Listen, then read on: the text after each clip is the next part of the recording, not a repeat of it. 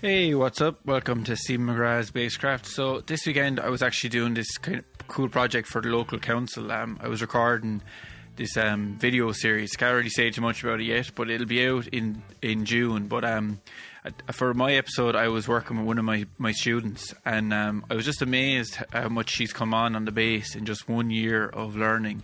And I actually didn't plan to ever be a music teacher or teach music.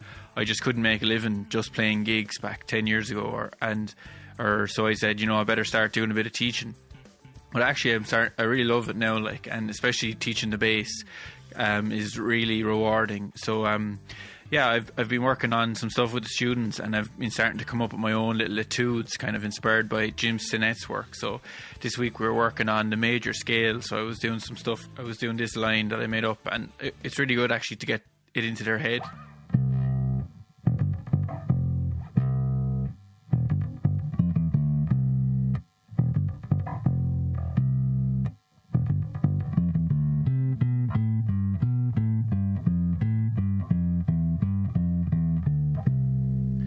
So yeah, just the whole bass line is just using the major scale in a few different ways. But it's really enjoying it. So it's cool that something that I started out of complete just necessity has turned into one of the most enjoyable things I do around music.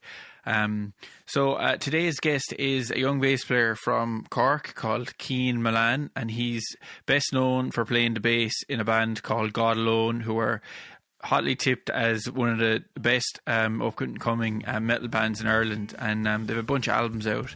They're fantastic musicians, and I think none of them are barely over 20. They're really young guys. So we know each other a bit. We've met each other at gigs and stuff. Actually, I've known him since he was about 13. I didn't know he was that young, but he played guitar in a band years ago, and he also plays guitar in another band called Red Sun Alert.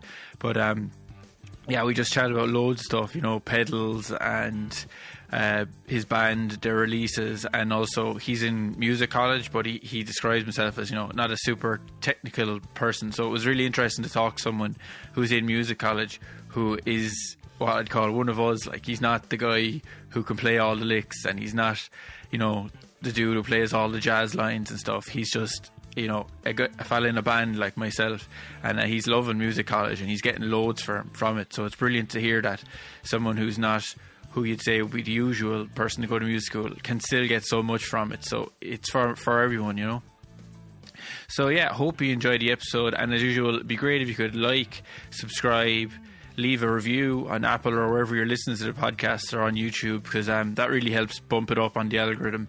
And I just ordered some new schematic t-shirts if you want to get one, or drop me a donation on PayPal, whatever, sure. And see you in a minute. I have a nice light here my mum got for me. For your makeup, is it? Isn't that? Oh, dead right, yeah. But it's really handy now. I usually use it for not my pedalboard under my desk, but it's really handy now for this.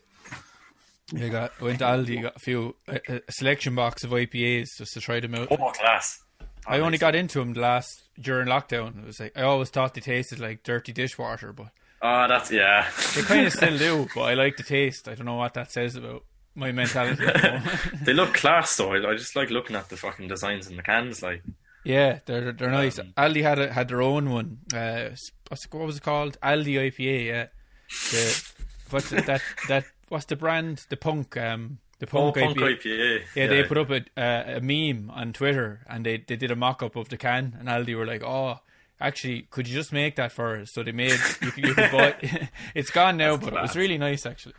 There's a Canadian are down to €1 each in buns, so I just stockpiling them in the gaff now. Oh yeah, Smittix was €1 each for a while there. That was decent. Good for the soul, How am I doing here? Cool. So what's going on with you, man? Fair play. Thanks for coming on. I know it was a bit short notice, but I was kind of I was just it'd be nice to just do one of these tonight, and have a can or something. No worries. Thanks very much for asking me to come on and stuff. I know. Hey, in fairness, I put up a poll on Instagram and I asked what young Irish bass players are worth checking out. So you were not voted in because of nepotism. There was a bit of that. People were like, get this guy, and I'm like, who's he? Oh, he's in your band, right? That's why you want him. Okay, well, no. But you got a good few votes, so fair play. That's nice of the people. Your name was coming out. That's very nice of people. Now I didn't think people would like vote for me or anything. That's very nice though. Yeah, well, you're making waves, man, with the band, with the God Alones. Like you're doing really well at the moment. There's we're tipping away there now. There's we kind of can't really do much now, just like every other band and shit. But now we're tipping away writing and just kind of like we were recording there before the last restrictions were like you can be in a room with other lads. And we were like sound. But yeah, we kind of haven't seen each other there in about 2 months now. I'd say. Yeah, it's a bit of those. Like we go to college together and everything, like all of us. But yeah, it's all online now. Like I only really see Jake because he lives down the road from me. But all the other lads I haven't seen in ages. Like, you got some good coverage in the press. Like you had the big spread in the Cork Examiner about the Cork metal scene. That was pretty deadly. Oh yeah, that was really. I didn't know anything about that actually. I just saw it. It was like boys like you're on the paper. I was like, sound. There's really nice lads talking about it, like Richie and like Kieran and stuff. The big paper, like that's serious. Yeah, like, yeah. They don't call it the Cork Examiner anymore. It's just the Examiner. yeah. I was really happy with it now. My mum has it downstairs. She'd be framing that, like. Oh yeah. That's very nice over. Like. Yeah, my mother has a bunch of clippings as well from back in the day. Like when I'd be in any random band, you were in the paper. I was like, oh, brilliant, yeah. It's lovely crack though. Like. Yeah. And fan, like. the thing in the Golden Plec was really good. The photo shoot was gas that you did for that. Oh yeah. Oh, Shane's a class photographer now. We just kind of told him we were like, we're going to wear awful clothes and look exactly like the people we wouldn't want to hang around with. And he was like, brilliant. Yep. So. I thought you were trying to dress like The Rock, the famous picture of Dwayne Johnson. Jake's a pop off him, like the black turtleneck and everything. No, we were just like, the last one we looked horrible. We were like, how can we like do that up more? But like, yeah, good crack. That's kind of, though, like. I see your evolution. Like when you started out, you were getting the typical metal band grumpy pictures, and now you're you're happy to be yourselves, like, and just do whatever you want, kind of. It was nice. Now the lads are happy to just like wear off and stuff as well. But like, it's actually kind of nice, but it's just not. I wouldn't wear it outside. Like I only really wear black and white. Like.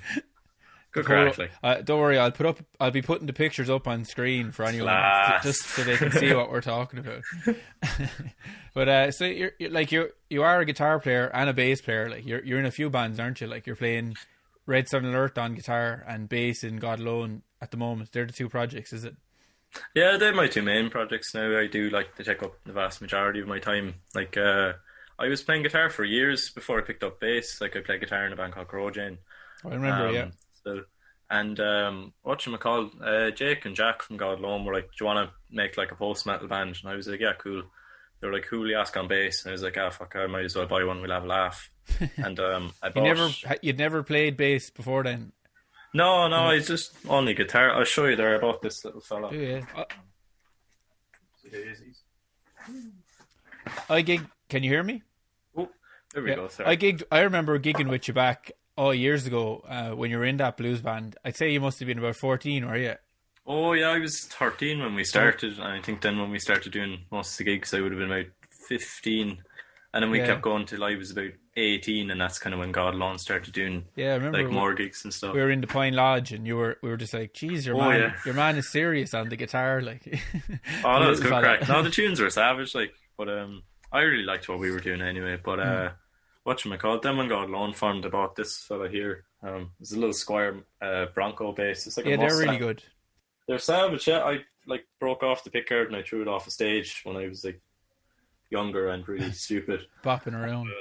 Yeah, but it's really nice. I flipped upside down because I just couldn't find a lefty that I liked. But do they do lefties of that bass, or is it just no?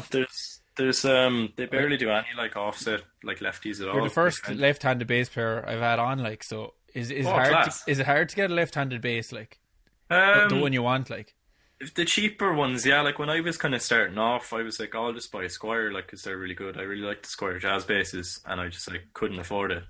So this was like €200 cheaper. So I was like, class, I'll buy this. But my main bass now, like what would be my gigging bass if I was gigging, was I bought a P bass a few months ago, and is my favorite bass of all time that I've like ever played. It's a Mexican fella. But is it kind of a slimmer neck then? Because they're very chunky. Yeah. The original P bass necks would be very chunky. That looks a bit skinny, like. Oh, it is. Yeah, it's really nice and like fast and thin and stuff. But like I'm kind of lucky that like the P bass is my favorite bass anyway, and like they're very easy to find, like even left-handed. But yeah, like kind of starting off is a bit of those trying to find stuff that I could actually use. Like I have a Harley Benton jazz bass and P bass that I got because they were just dirt cheap and they did the job for me for ages. And I've like a DIY Rickenbacker copy that I remember that me and my dad built. That's class. It's awful. You should. Is it awful? It is. It looks class, and I think it sounds really nice. But you could raise a family under the action. Like it's. Oh my god! It's so high. That's where the real skill magic comes in when you're building a bass from parts. Is to make it play well. Like a lot of people, like, it's hard. It sounds nice, but it. Oh Jesus! Like it's unplayable at the moment. Like it's a set neck, and we didn't really know how to set a neck. Like so, it's the lowest. The saddles are touching the bridge, and we filed down the nut, and it's still like that much, like off the fretboard. It's God. Yeah. It'll just be an ornament now. I have a few of those guitars. I have a bass behind me that someone gave me, but the truss rod is broken. The Encore. So. I was like, oh, it looks really cool, matte black. I love it. But then I realised the truss rod doesn't work, so it's kind of a piece of crap now. Yeah. Looks cool on the wall, though. That's all you need it for, like. It's a grand little ornament, like. But did you when you decided to start playing the bass in God Alone, like, had you already a good concept of what the bass does in a band? Because it's so different. And you were playing blues rock guitar playing. But to slot in as a bass player, did that take you long to switch your brain over, like? I'd like to say I knew what I was doing, but I definitely didn't. Because I was using my guitar pedal board on bass for ages because I didn't have any bass pedals. But I think I know now when to play and when not to play, which is what I'm kind of very happy with. Like, there's a lot of like dynamics in our music, and there's 5 of us really, so there's like 2 guitars and a synth as well taking up the space. So like I'm kind of there when I need to be, but if I don't need to be there, I'm more than happy to just like sit out for a bit, like. But do you down tune in the band? Oh, we do. Yeah, I'm in drop C for pretty much everything, and the lads are in like open C or kind of any other like C variant tunings. So D standard, but with a dropped low string. Yeah. Cool. But you do a lot of modal stuff though. Like when I see you live on the bass, you'll hold on a groove on it over like the tonic of a song, and the rest of the lads might wave around it. You do that kind of stuff a lot.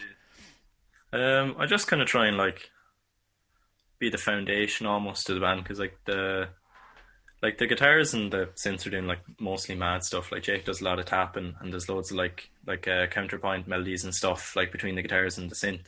So I'm just kind of like just trying to lay it down, I suppose. Like I wouldn't consider myself the best bassist like technique wise. Like I still like a lot to learn. Like definitely my like pick and hand, but whatchamacallit, yeah, no, I think just like having a bit of crack anyway. Like, oh, you're doing good. Are you playing with a plectrum or with your fingers?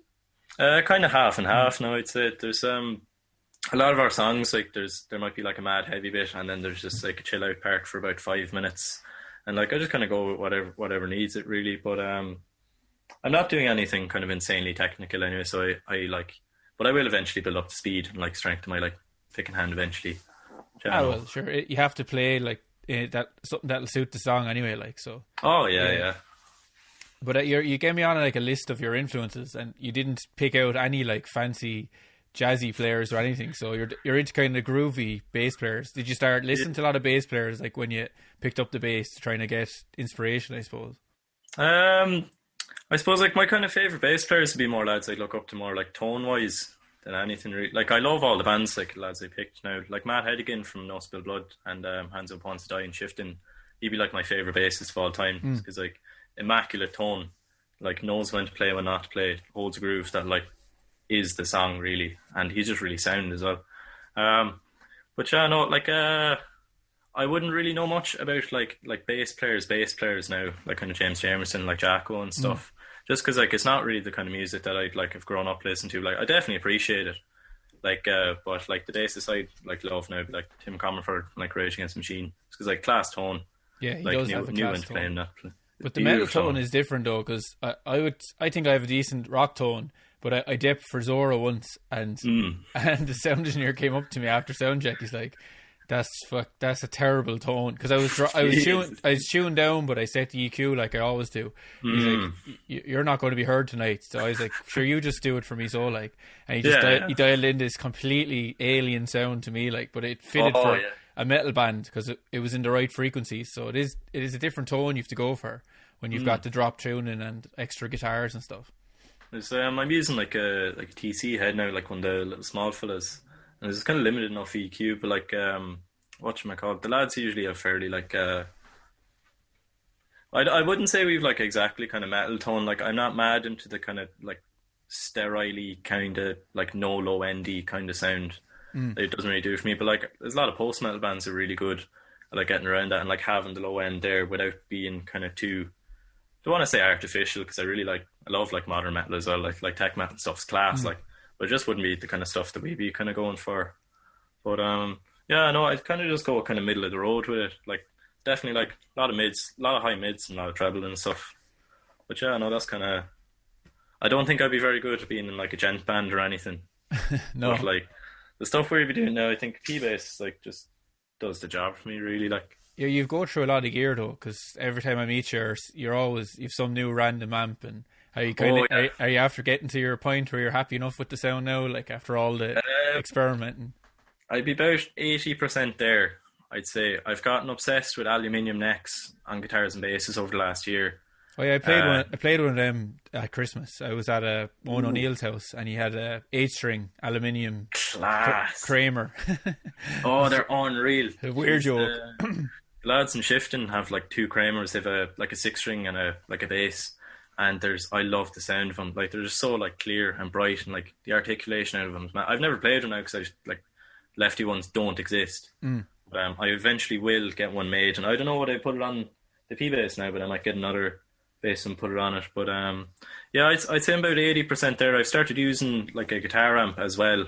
Like, I've an orange dual tower, like it's like an all tube head, and I use that as like a secondary dirt amp with my bass, and it sounds really nice. But like, I wouldn't be arsed carry it to a gig because it's heavy. Like, and also you're relying on the sound engineer to understand what if you're doing your own gig, it would be okay. But if you're just doing a 20 or 40 minute slot with a load of other bands, the sound engineer is going to fucking hate you. He'd be like, "Oh, exactly. Who's this bass player bringing 2 amps for a 40 minute set?" But I was going to start bringing a synth as well. I got a synth for Christmas, and I was going to use that like through my bass rig as well. And I think everyone would hate that.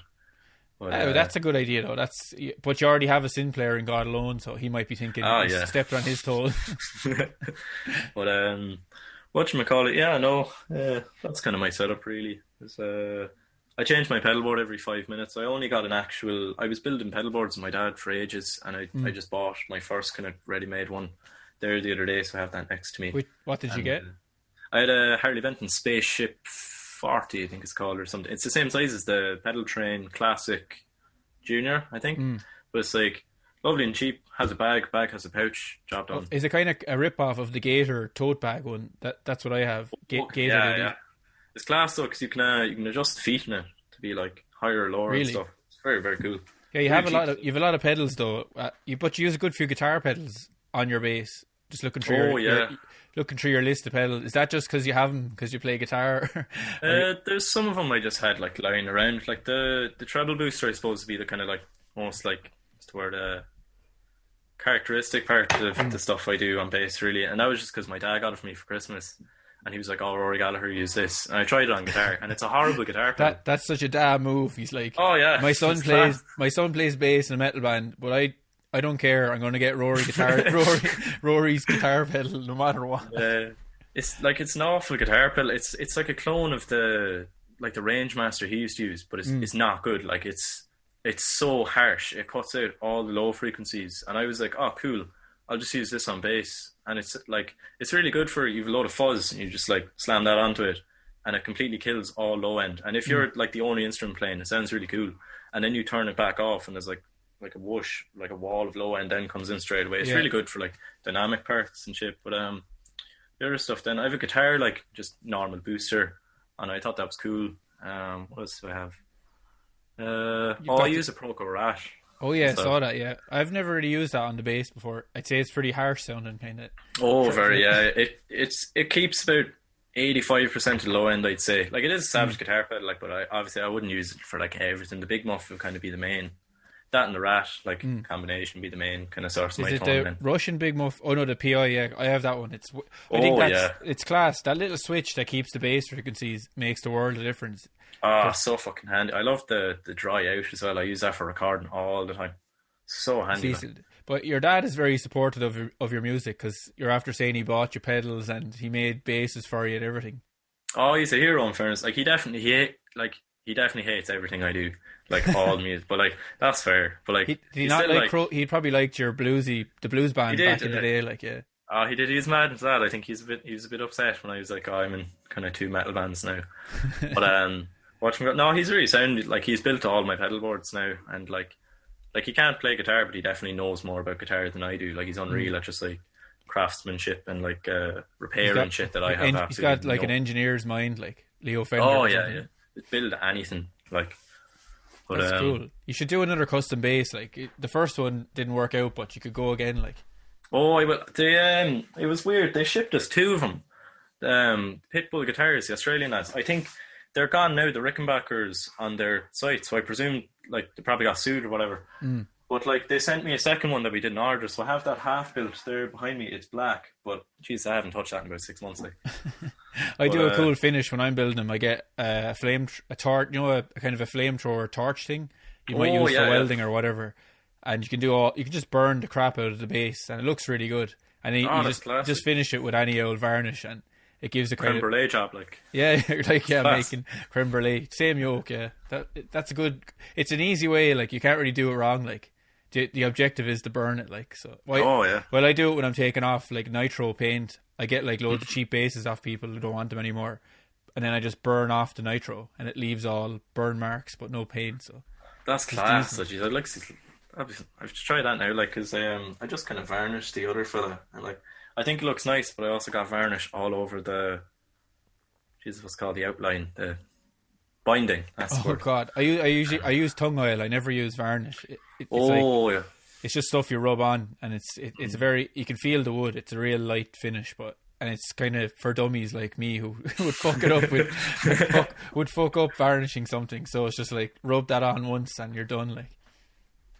But you're in music college. Does that come into your playing at all? Like, or is it all you just play like from the gut? Usually, the kind of theory and stuff you're picking up in college. Like, it was kind of like guitar wise, I suppose. Like I was playing guitar for years before I went into college, so I was kind of like setting my ways and stuff. But it's definitely like opened my mind, like more genres and stuff. But it's cool.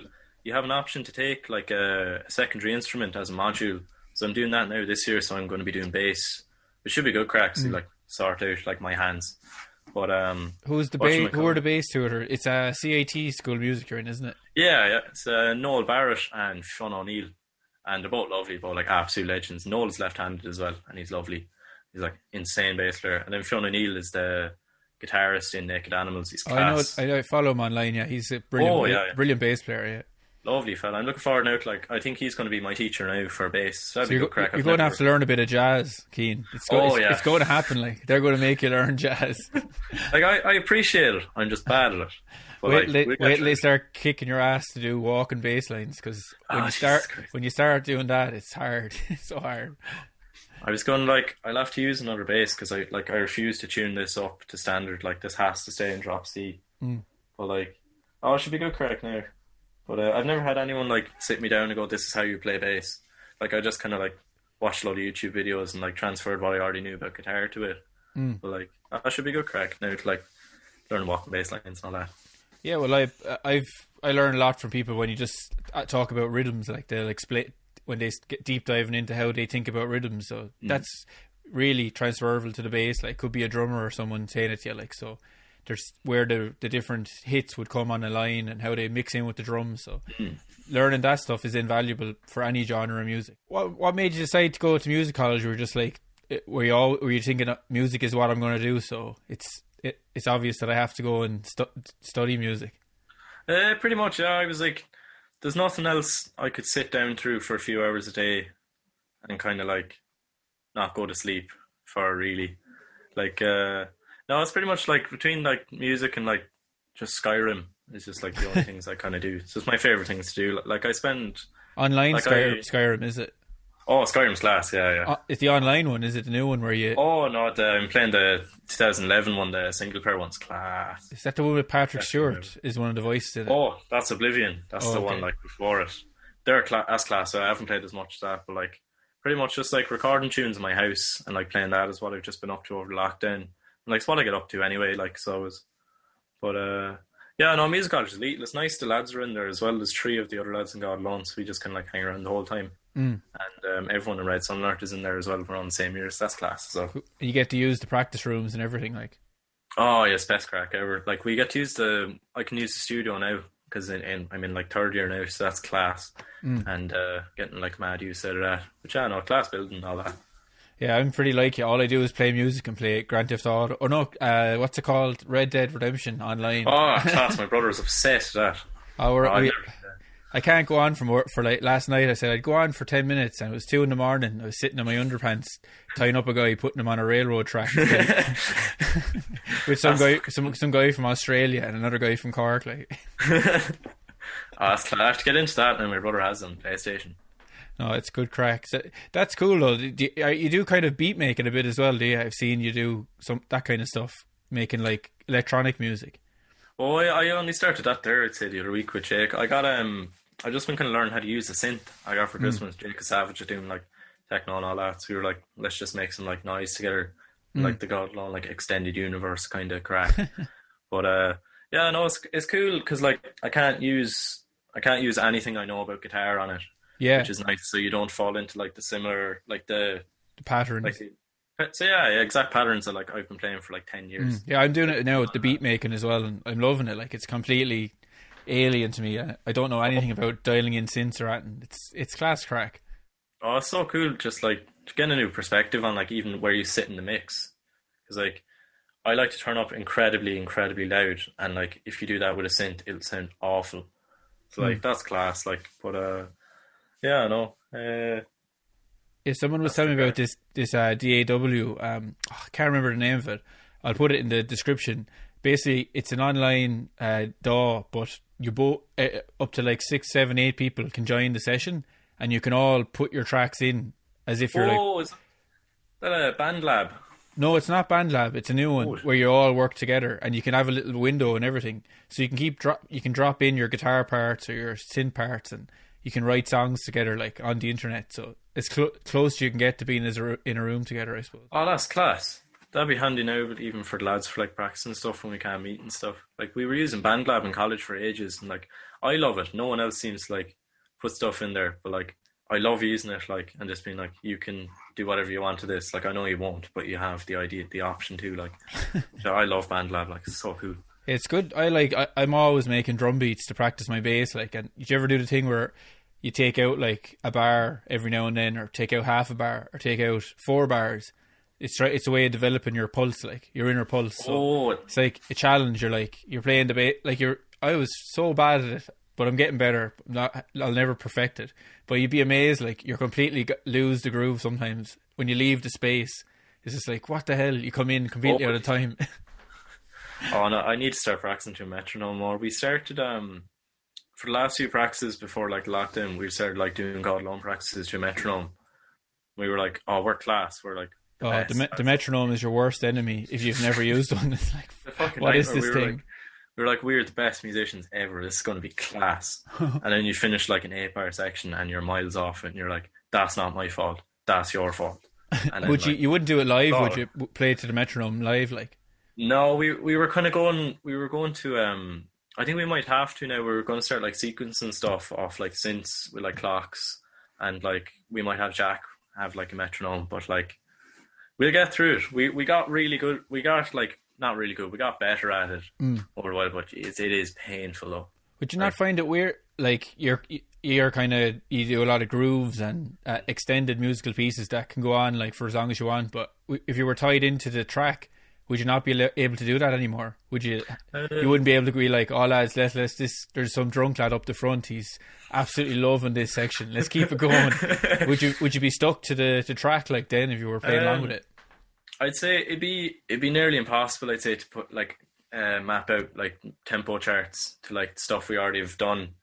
So like we'd never do that, but it wouldn't be too bad if we were to write a whole song to it. Almost like that wouldn't be too bad. But like the way writing to a metronome is grand. Like that's not too bad at all. But like trying to add a metronome after the fact you've written something, there's 100 tempo changes, is the worst crack of all time. Yeah, that's a disaster.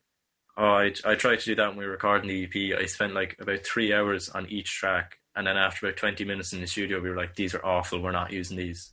I was like, do you know what, that's really fair. And they were bang on what I was told, but it doesn't feel right. Yeah. Like the songs that you know because you've been playing them for years, like just not the same. Like, did you not record to a click track when you did your EPs and stuff? No, we tried to for that one, and then we were like, there's too many tempo changes that are already like ingrained in our hands and minds. We were like, we just can't. So yeah, we've kind of just like not bothered with it. Yeah, for, like, pretty much anything. You'd have to just make like Simon Fleury from City Weasel. You know him. Oh, do you? He showed me the tempo maps for his songs for his second album, and they were absolutely crazy. Like, but he didn't. He didn't care. Like, he made them all like they're going up and down, like, all over the song. But then when he goes to play it to the metronome, he can play it the way he always plays it. But he has a click that moves with him, like. So. That's mad. Like that's almost like playing an instrument itself is making a tempo map to songs that like you wrote. Like, it's just painful. Like I wouldn't be. It's probably the best of both worlds, though. At least you still have all the changes, but you have a click to make sure they're like super tight.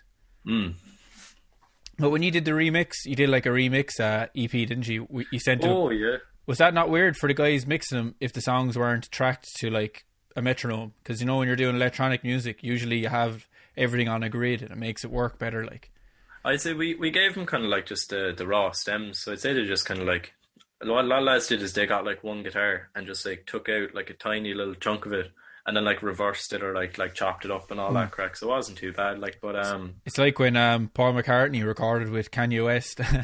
he did the song with Kanye West and Rihanna. It was called, what was it called? 99 Seconds. Was that it? 99 seconds to whatever. But Paul McCartney he got a phone call. It's like, you're number one. The song you did with Kanye West. He's like, what? I can't even hear my guitar parts on it. and nobody can. But apparently Kanye spent all day in studio with Paul McCartney recording guitar parts. He took like 1 millisecond of made an entire beat out of it, got Rihanna to sing over it, and released Paul McCartney and Kanye West and Rihanna collabing together. But only Kanye West would be the only person in the world with the balls to do a collab with Paul McCartney and not use all his parts. Just be like, fucking legend, like. Just like, I'll just use this tiny bit of the most legendary musician probably alive anymore. Like, Jesus, what an absolute king, like. It worked though. It was a hit, like, and they all got their royalties. So how bad? It's what a legend though, like. How did that go down? The remix EP that you did. What did you call it? God Alone Squared. Was that it? Oh yeah, Squared. Yeah. I was really happy. Now we just kind of sent it out to the like producers that we thought were savage around the country, and we were like, do whatever you want with it. We're like, just kind of like you can kind of play with it wherever you want. And we were like delighted with the way like everyone got back onto us and they were all class.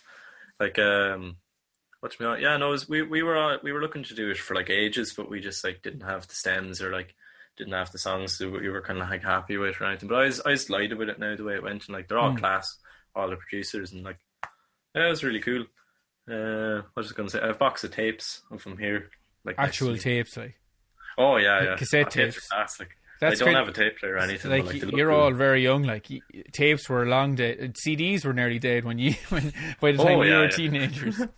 Oh, tapes look class though. Like everyone hated tapes back in the day. We all thought they were shite. Like we just be throwing them away. Like and you have a pen and you're like winding them up, rewinding them all the time. Like my dad got really bad at me for making them. He's like, "That's stupid. Like no one's gonna buy those. Like what? They're like dead." I was and like, did people buy cool. them? Like, they did, yeah. Really? They can't play them though. No, but like they look cool. Like they're cool to just be like.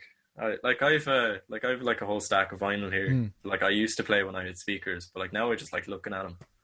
Yeah, I don't really take mine out anymore. Like it's like 20 minutes on each side, and I have to get up every 20 minutes. I prefer just to have the music going for ages. Like so, I don't plug in my record player at all anymore. Like Like it's a nice kind of ritual, like putting on the thing, but at the same time, it's a massive trek, and I just like looking at them. I like holding them ever so often. Just Well, being I like, always buy them, like, you know, when I see a band. I don't buy their CD because I won't play a CD. But yeah, I they're buy not their fun to hold. vinyl, like, you know. I bought one off Red Fang, you know, that metal band, and I Oh got yeah, got the whole band to sign it. It looks awesome. So oh lovely. it does, and you know, because sometimes you don't want to buy. Well, I don't wear white t-shirts, so some bands might have a white t-shirt. Sure, I'd have fucking mayonnaise or red sauce on it before I even get out the door. Like, There's whatchamacallit I was gonna say, but yeah, no, like I'd love to make vinyl now someday, but like again, I will just end up holding it. Like I won't bother playing it or anything. Like yeah, it's very expensive. The factories that press it in Ireland, it's dear. Like, well, it's dear everywhere, but I think the cheapest place to get it done is Germany. Like, oh yeah. Then Bandcamp were doing it though, aren't they? 500. You could like commission it through Bandcamp for a while. Oh yeah, I think you could put like your own songs in it as well. Like they take a song off whatever artist you wanted or something. I'd look into that more now. Bandcamp for sound like. Yeah. You have a record kind of label, do you, or is it all self-released? We released the last EP, the red one, through Cosmonaut, our buddy Cormac Daly. He's like an absolute hero. But we'd be whatchamacallit, we kind of have no plans yet for the next kind of release now. We're just kind of in the process of like just even recording it now. But yeah, no. I'd love to do more physical stuff though. Like we didn't do any physicals for the EP, and like it was really nice. People bought it off Bandcamp and stuff. But like eventually, I'd like to go back and like release vinyl of it or even tapes or anything like that. Would you ever think of doing like a Patreon where you're like putting all demos and putting up stuff all the time, like so people can know what's happening with the band? It's a lot of commitment, I know, like to keep it going. Like, no, I'd love to do that now. Give me something to do as well. Like I think it's the way forward. Like, you know, if you add up the sums, if you had 100 or 200 people giving you £10 a month, that's a lot of money for a band. Like, that's a rake. Like you could have the crack as well. Like, you could be just. I see some people put up like private podcasts, so they don't. They could, and then they have like chats with the people on the Patreon, and you can do whatever you want, really. Like, oh, that'd be class. Like, I'm just kind of like, I'd be looking for any excuse to talk to people about like gear. So like that would be good crack. Like, I look for any excuse to talk to people. Full stop these days. It's getting bad. Like, you know, you're just.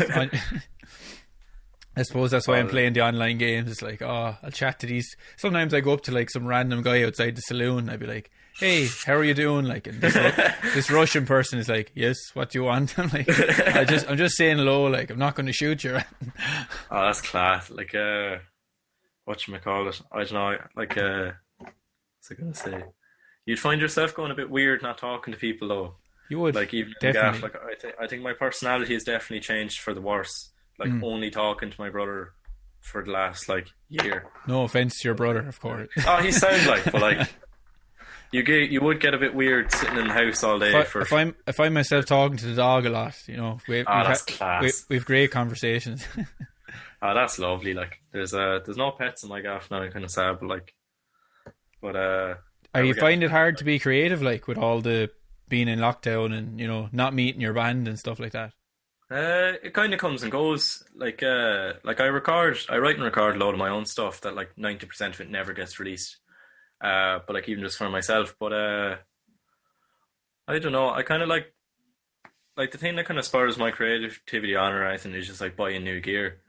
So like the minute I get a new pedal, I'm like, oh class, I'm gonna play this now for an hour, and then you write a load of riffs in that hour, and you're like, oh brilliant, that's like 2 in 1. I got done playing the pedal and writing riffs. I do a lot of that in the DAW. Like I get up like I get up the bit crusher and I'll crush the bass tone with that, and because they're free, like, you know, so you can get it. Oh yeah. And they're not made for guitar or anything, so you can get them all online for free and just start putting them on your bass and getting all these mad effects. Same thing, like, it's great crack. Oh, I got a Savage like Ampeg free VST thing there the other day. It's unreal, and no, it's handy now. But yeah, no, like we've still been kind of writing away, just like in the gaffs. But like definitely, we would have written a lot more like in a room together. But I don't know. It's kind of like, it's easy to be a bit hard on yourself, being like, oh, I'm not writing anything or I'm not getting anything done. But it's I'm playing too much Skyrim. I need to do but it's like this. These are like unprecedented times or whatever. Yeah. Like people should just be like proud of themselves for just kind of like keeping on trucking. Do you know? Yeah, you're right. No, like, I'm very harsh on myself. Like I had an off day today. I just did nothing. Like, so, but very rarely I do that. But that's the job. Like that's what you need to be doing. Like I'd be like, oh, I haven't recorded anything in a week. It's like, yeah, but like if we weren't in lockdown, I would have just been like going outside, going to the shop. I wouldn't have recorded anything anyway. You know, like why am I being? It's very easy to be really angry at yourself, like creatively. But it's like, no, the whole gaff is like ruined. Like doesn't matter. You know, we're all fine. Like we'll all come out the other end. Like and. Yeah. I feel bad. The frontline workers are killing themselves, like, you know, working so hard. Like, so all we have to do is watch Netflix, play Skyrim, and Red Dead. Like, they're the real shams. Like, and I'm there, like, being like, oh, I'm useless because I'm like not recording bass. It's like, what am I about? Like, yeah, you're right. No, that's a good note. Like, to be positive, not be too harsh. I actually kind of got a creative spurt when I set up my green screen. I bought it for like class. I bought it for like $10, and then I said, I'm not buying the frame. That's like expensive because it's just a joke, really. So I just got a load of mics. I got a load of mic stands and I taped it to the mic stand. Class. So then I had the green screen and I was like, okay, I'll have to write some music to go with these green screen videos. So that's what got me going. Then I was like, I have to write 20 seconds of music to go with the stupid videos. Yeah. Oh, that's the job. Like I even thought about like even just like getting into like filming like random stuff, like little like experimental clips or whatever, and then just writing music to that. That'd be handy as well. Like in that crowd. Green screens are lethal though. I will eventually buy one. It's only a $10. Like that, I got the cheapest one. I just stuck it up with whatever I had around. Like there's an Unreal King Gizzard and Lizard Wizard video where they're in like an awful green screen. Yeah, like it's like the whole room, and they're in like the desert, and there's like a snake, and it looks awful. Like it's meant to be like, but it's classic. Fate No More did a video like that back in the 90s. They were kind of like taking the piss out of the current videos at the time, but they went way over, and it's absolutely hilarious. There's fucking Nightboat to Cairo by Madness. There's like a dog runs onto the set under the green screen, like halfway through they're like in Egypt, and it looks awful. Like it's like a dog runs into the pyramid and shit. It's hilarious. Have you seen The Mandalorian? They don't use the green screen. They don't use the green screen anymore. Oh, serious? Yeah, they're in a room. It's about 40 foot square, and it's all LED screens. That's mad. So that's why it looks so good. And the only real thing in the show, like, you know, when you're watching it and they're in the guy who wanted to get Baby Yoda. So the only thing in the room was his table, the puppet, and the two actors. And the whole place around him was LED screens. And the actors are saying, like, even it's so immersive, they think they're in the rooms, like. That's meant. Like, I watched the whole thing with my brother, and I, like, the best. Oh, I'll show you, actually. My brother got me this for Christmas. Nice one. That's Yoda, like. That's the job. But oh geez, I love the Mandalorian. I love anything to do with Star Wars. Like. Yeah, the music is class to it. It's like your man just blew it out of the park. It just fits it. Oh perfect. Jeez. He's a young guy. He's young as well. Like he's only in his 30s. That dude. Like Jesus. I keep telling myself I learned the Cantina Band music, and I just never bothered. Do you play much other people's music? Do you like transcribe other bass lines a lot, or do you just do your own thing the whole time? I kind of just do my own thing the whole like. I'm never really arsed to tune my bass to standard, so it's like it's just you like find a bandstand that only play in drop C, and I'm like but with like in college now and stuff, we've like play a load of funk and like pop and stuff. It's really fun on guitar, like playing other people's tunes. But on bass, I'd say like I play like 99% just the stuff I kind of write.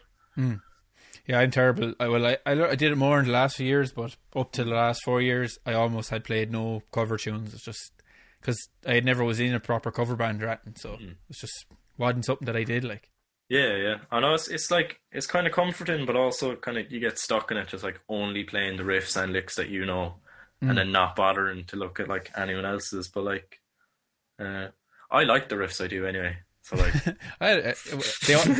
obviously the people that listen to you do as well. That's why they voted for you to come on the show. That's really nice of them. But that's kind of my kind of vibe with bass. Anyway, it is I just really like playing. It's a really nice instrument, and just kind of like I get to be like the heft in a band. It's really nice. And yourselves and the lads in God Alone, like you've done some mad tours, like kind of DIY when you were a bit younger, even like putting gear on buses and trains and stuff. Oh, that was good crack. We did How did you do that? Like I heard about you doing it. And I was like, are they mad? Like, it was good crack. You did a tour of England without any transportation. Yeah. No, it was grand. We were going to do another one last year, like one that was like twice as long. And again, we were just going to bus and train it. How does that work? Like, how do you get to a gig on time How does their stuff not get stolen? Where I really like just organising stuff and being like bang on specific about like when we're getting somewhere. Like I planned out the entire thing, and it went like good. Thankfully, like no one robbed anything or nothing got like broken, or my bass broke for a bit, but it was fine. But we did a tour in 2019 where we did 4 gigs in Ireland and then 3 in England, and we just busted everywhere. Like we got a train once, and that was nice. But yeah, no, I just like organisation and transport and stuff. Or like mad vibe for making like Google Docs and stuff. Would you think of going in? Would you think going into that part of music after, like, it'd be a good combination of playing bass in an original band and doing some of that admin stuff in the music business? It wouldn't be a bad shout. Yeah, like I love doing it for ourselves, but like it's just, I don't know, there's something about organisation just gets me going. Like, are you actually a musician? You're the only person I've ever heard saying that.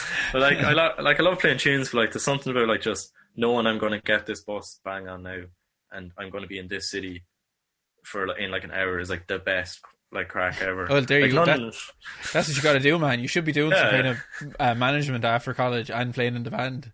Oh, it's great fun though. Like, but yeah, no, that was a really nice tour. We didn't play a single stage on the tour as well, which I thought was cool. On the Irish days, we were all on the floor, and I thought that was class. Like all the venues we played.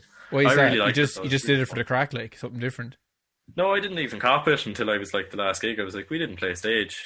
We were just on the floor. Like, I really like that crack anyway. But like, it's a bit kind of hard for people to see us because we're all kind of really small as well. Yeah, you are fairly vertically challenged as a band. Like, oh yeah, we're very portable, as I like to say. Like we have tiny amps, and we're all really small. Like you wouldn't be crushed in the van. Like you'd all fit in there, handy out. Like, no, you would fit the 5 of us in a bed. Like, none of you are over 6 foot, are you? You're all like, well. No, there's Sean and Dylan would be the tallest, and they're about. Jesus, I have no idea how tall they are. They're about 5, 10, 11. Maybe I'd say. They're big enough lads. The rest of us are really small though. That's handy though. Cheaper to keep you fed and everything like. Oh, they're like Greg's like. Oh, Greg's, yeah. Greg's. When I showed the lads in the band, I'd got Greg's before when I was in holidays in Glasgow, and I said, lads, you got to try this. It's like £1 for pasties and tea. See, like you be thinking it's unreal. You're like, that's a load of food for like no money, and then you're hungry 10 minutes later. And you're like, class, but I can just go Greg's again. Like, I don't know, is this liable, but it's awful shit. Like, oh yeah. Oh, fucking love Greg's. Do you see yourself playing in a kind of a function band that after college, or you're just going to see what happens, kind of play it by ear? Like, I was getting like a blues band going with like my friends, like a covers band before the kind of lockdown, and that was a really nice crack because like. I think like blues suits my playing on guitar because Who was in that project, the new one you were doing? Oh, there was Aaron Blake from Pretty Happy, who's an absolute legend. Like he was a singer, he's a fantastic bass player. Micheál Fitzgerald from Gilbert and Trofadine, who's like one of my favourite bassists of all time. He's a lovely fella. And Rory Burke, who's the drummer in Gilbert and Trofadine as well. And it's like they're all like unreal musicians. It was really good crack, but we never really got to gig with it. But like I think guitar, like blues on guitar, suits my playing because like. I don't have to learn anything note by note because I don't have the memory for it, or not the memory. I'd say willpower just to actually like learn someone's licks note for note. But it's really nice. It's kind of mashed stuff out. But I don't think I'd be able to play like what's the word? Like I love Toto, but they come to mind for me as like a band that like I just wouldn't have the patience to learn like all the parts, notes or like any wedding band stuff. Is like those musicians are like animals. Yeah, well, it's just a different world completely. Like playing all them covers, like I wouldn't be good at it either. Like, you know, I've done a few of them in the last few years, and it killed me. Like learning all them covers. But then I dipped for a blues band, and I got to set down in one day, like no bother, because I'm so familiar with playing that type of music. That's where the crack is. Then it's like something that's not like they wouldn't kill you for like playing a lick out of place or stuff. That's like very comfortable there. But like I kind of got really down on myself when I was like starting guitar and skill music. I was like, all these guitarists are really, really good at playing stuff note for note and like being told you're going to do this now and doing it. I was like, I can't really do that just because like I'm really stubborn and I just like didn't want to. But like just kind of not my cup of tea really. Like, and I like you'd have to have mad respect for these lads who can do it. But like Jesus, I like if I'm not playing my own tunes on guitar, I just refused to play guitar. Kind of like. And is it hard going through music college not being one of those kind of what you'd call an academic musician, maybe? I get away with it. Whatchamacallit? I just don't like solos. I just refuse to learn someone else's solos. But like, if there's like a nice riff, I'll do that. Like, no worries. But like, it's nice. They kind of give us the freedom to like make your own set and stuff, which is class. It's for anyone listening. It's the performance music degree in CIT, isn't it? Oh yeah, the popular music degree. My girlfriend's doing the vocal part of it. Rebecca's doing that. Oh yeah. But yeah, it is. You've some resources there, so I suppose that'd be the BIM and that course would be the two main things for bass players to do in Ireland, really, isn't it? Or is there any other ones that you were looking at? I think there's a Savage Music Production one in Limerick. I think it's either UL or LIT. I can't remember, but whatchamacallit, the Savage musicians coming out of BIM as well. Like our buddies Nerves, their band called Lone Play With, like all the time. They're the nicest lads ever. That's Charlie on the bass, is it? Yeah, he's a fucking animal. Yeah, he's coming on. He's going to come on the podcast. Do you want me to say that to him? I'll tell him I said hi. Like I will. We played with them in Galway with By Curious. It would have been like 2019 or something, and like he was playing a Harley Benton P bass. I was like, that's the best sounding bass I've ever heard in my entire life. But they've upped their game a lot in the last year, like or two. Oh yeah. He's playing like a Mustang now. It's gorgeous as well. Oh, he was telling me that, yeah. But absolutely like unreal band. Would you take influence from him and try and learn some of that double tapping or double tumming stuff? Or I like the sound of it, but it wouldn't be kind of my cup of tea, really. Like I really like Animals as leaders and that kind of stuff. But it's like the stuff I like playing bass wouldn't be kind of that kind of crack. But it is Savage though. Like I like watching his Instagram videos and stuff. I take that stuff. I take like a pinch of that kind of stuff. Like I can't do anything that's fancy, but I might be able to use a little bit of double thumb just in a part of a song, enough that I'll just use in a creative way. But I'm not going to be playing classical thumb by Victor Wooten anytime soon. Oh yeah. That would kill me. Like, but you're happy being yourself. Like that's the main thing, you know. You're pretty much yeah. Like I think I have the skills to like express myself through the music I want to do at the moment, and like what was I going to say? Like not that it's like the end of like my kind of playing or whatever. There's obviously like I have like you can always learn more stuff, but like I have the tools now to do what I kind of want to do, and I'm just kind of like happy with that at the moment. I just keep like buying gear, really. Hey, that's good. Sure, a lot of I think I'm going to pull the trigger and get the HX Stomp because everyone keeps saying it. Oh, I've watched so many videos on them in the last week. I've been obsessed with them. I kind of missed the boat. They had like a blue special edition out before Christmas. Oh, they had a white one as well. They're gorgeous. So I'll have to just get the bog standard red, but sure, it'll sound the same. Like. Oh yeah. But there's I saw a fella using one on bass and sounded unreal. Yeah, it's like an Ampeg simulation. I just like the idea of having all the pedals on your computer and be able to move them around, and then they're going into the actual stomp box. Like I love the idea of just like rocking up to a gig and just having just one pedal, like no amp, like nothing. That'd be nice. Like that'd be gorgeous. But like at the end of the day, I just know what I trust it. Then I'd have to play around with it. They're also like mad expensive. Like I've done a few gigs where my amp blew up. Actually went on fire. Like flames came out of it. Like, and I finished the gig using my Tech 21 bass driver. So I just got the sound engineer to crank the hell out of the monitors, and that became my amp. It was fine. It was we were playing in Organising in 2019, and we rocked up to the venue, and I was like, "Where's the bass cab?" And your mum was like, "Oh, we DI'd the bass," and I was like, "Ah, shit," because I like only have fuzz pedals on that tour anyway. And the band were playing a Core of IO. They're really nice, like proggy metal, like lads. They're really sound, and we did the whole tour with them in England. And he had a dark glass. Is it the Microtube Spee 7K? I think it is, or something. And like he was like, "Oh, you can use this." And I was like, "Oh, class." And like they're savage. Like I just had like again like had a shitload of it come through the monitor. Yeah, like, it does the job perfect. Like I was gonna buy. I have a Behringer one now, like a Behringer preamp, and like it does the job. Like but, I have that, and I just can't get it to sound good. Even though you can see it up in the corner behind me. And oh yeah. I can't get all the reviews are really good, but I just couldn't get it to sound good. I thought it would sound like the Tech 21, but it doesn't even come close. I just get really angry because there's no mids control.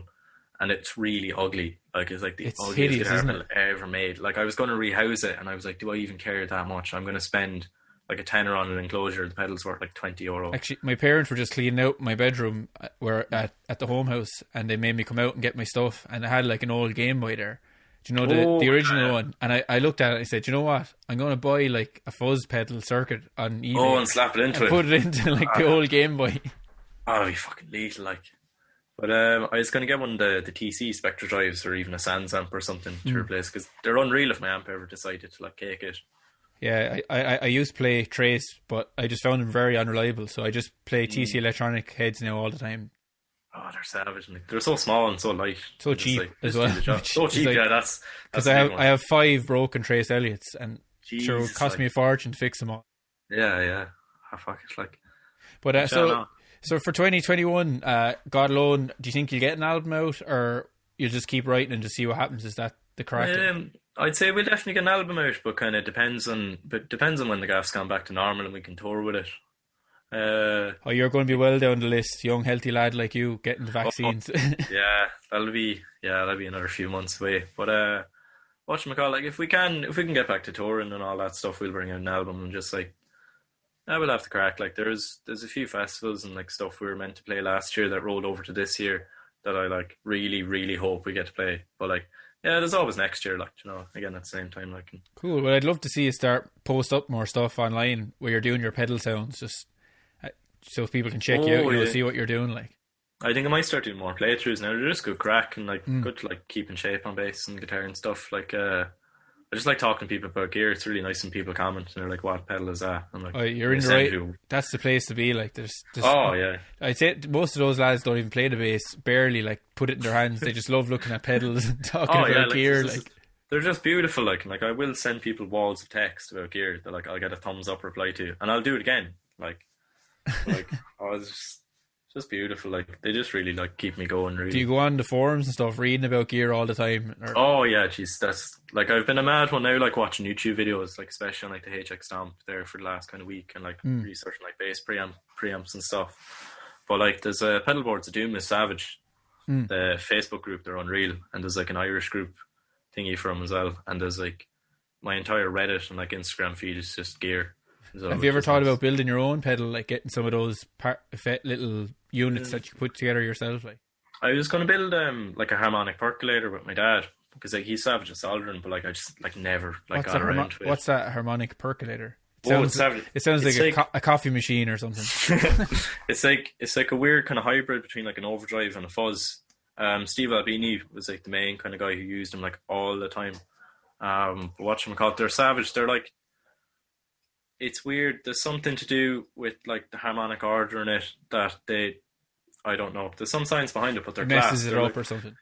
But they're like they can be like really clean or really like bit crushy and stuff. They're really and they're like really easy to make. They usually just have like 2 knobs in them and stuff. I must look into that class because I've been thinking about doing a few myself. Like because a fuzz pedal is the easiest pedal to build. It's the simplest circuit. Like so. I was definitely I'm going to put one in that Game Boy anyway. That'll be definitely, yeah. The first project. I was like, what'll I do with this thing?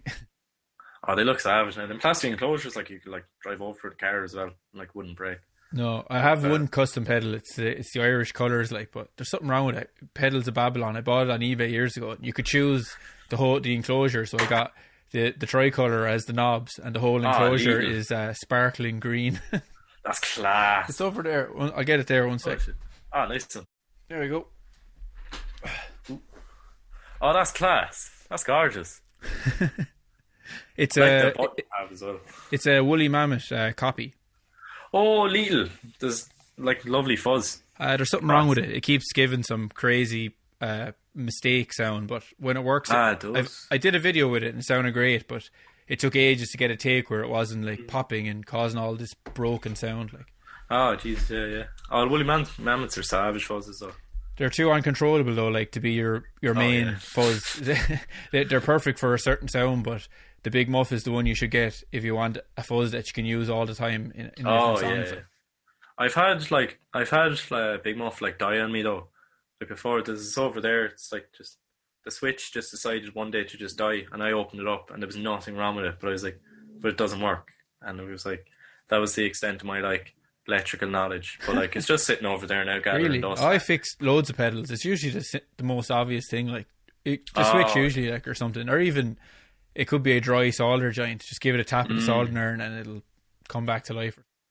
I have to give it a bash. I got it signed by a few lads. I have it over there. I have it signed by Brian Cook from Russian Circles and Sumac. He'd be like another one of my favourite bassists, and Matt Hedigan. And it's really nice. But yeah, no, it's just kind of like I use it as a paperweight now. I've like another one that actually works on my board. I have a shoe signed by Les Paul. I got it. Oh shit, that's class. I was in New York about 2006, and he was I think he must have been early 90, and he used to every Wednesday in the Iridium Jazz Club. Les Paul used to play, but to see him, it said it was like $30, $50. But when you got there, they said, "Oh, but you have to buy dinner and a minimum of $100 on drinks." So. Jesus. By the end of his set, I was plastered, like, and his hands were really dodgy. Like, he only had like 2 working fingers by that time. They were kind of fused together, like, but he could still play like a beast, like. Oh, jeez. Yeah. And after the show, he was like signing stuff, and everyone was coming up, and they all said the same fucking thing. They were like, "I used to be a Fender man, but you made me a Gibson man." And then I was like to him, "I've been out all day," like, and I said, "Les, I actually can't afford your CD, but I bought these Converse today. Like, will you sign them?"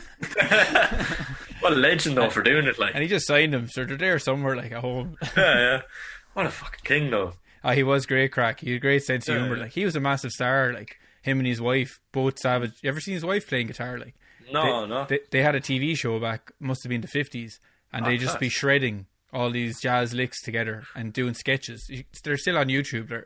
You should watch it. It's crazy. Like, that's fucking class. Now, she's fair play to him though. That's really sound like. Yeah, they say don't meet your heroes, but he was worth meeting anyway. I've never been disappointed actually by anyone I met. Any of these famous people, not yet anyway, or no ones I'm going to dish the dirt on.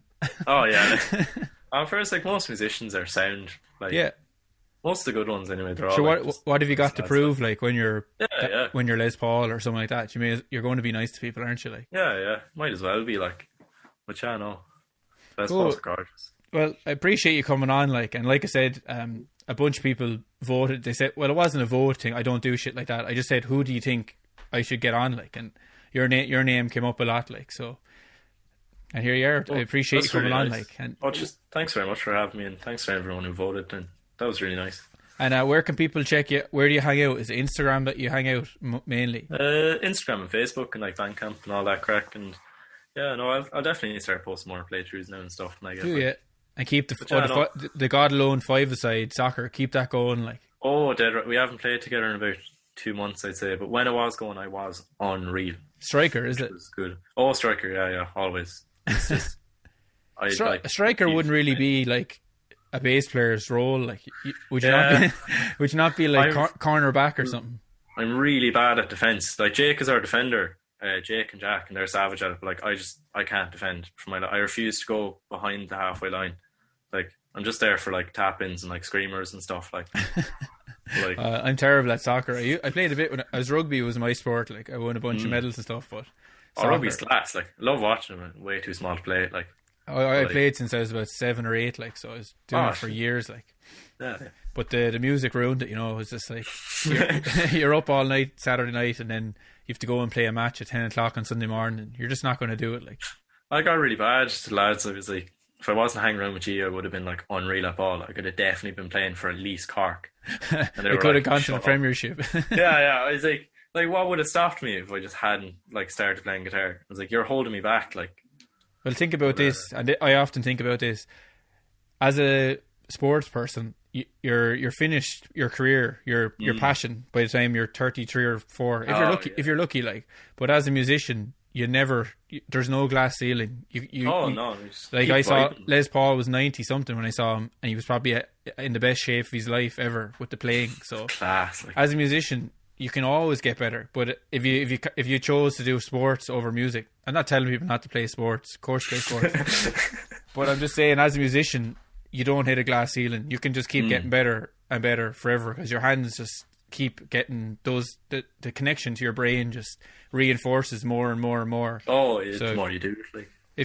Unless you're really unlucky, like you have health problems, but yeah, I haven't had any problems like with tonight. Oh, Anything yet? Like so. Repetitive strain, right? That crack wouldn't be nice. I could make a joke there, but I won't. Like, there's a Chelsea goalkeeper, Petr Cech. Like when he retired, he started playing drums, and he's class now. Really? As well. We're going to ask him to play on something for us eventually. He's class keeper. Like he's grand. He's really good at drums as well. He nearly died, sure, when he got kicked in the head. Oh yeah, and he had to wear the scrum cap all the time. Like, yeah, absolute king of a goalkeeper though. Like that's definitely one of the best. I want to see that Petr Cech on the God Alone album.